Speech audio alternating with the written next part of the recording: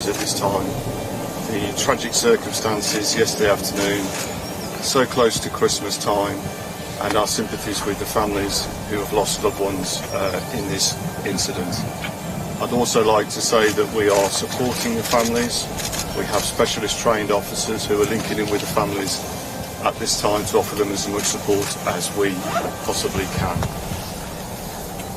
We've also linked in with the local schools, which the children attended within this area, and the schools are also offering support to any pupils who may wish to receive support at this awful time.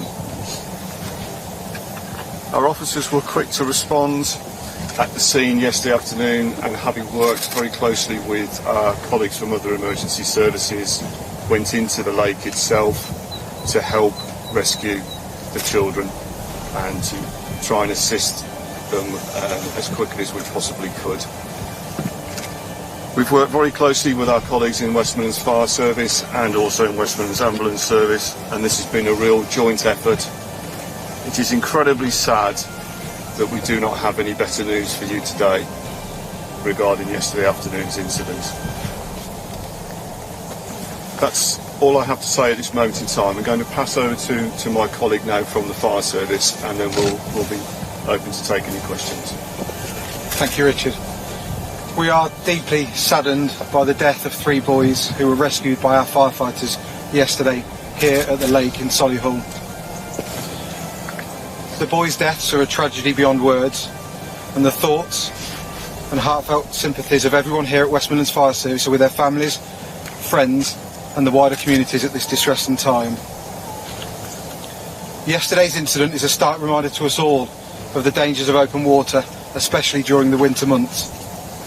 Frozen lakes, ponds, canals and reservoirs can look picturesque, but they can be lethal, and there are no greater warnings of this than yesterday's tragic events. We would ask parents and carers to remind their children of the dangers of ice and why they must keep off it. Please help us to avoid this from happening again. We will continue to work closely with our emergency service colleagues and provide any support that we can at the scene. Again, we extend our heartfelt sympathies to everyone who has been affected by the boys' deaths.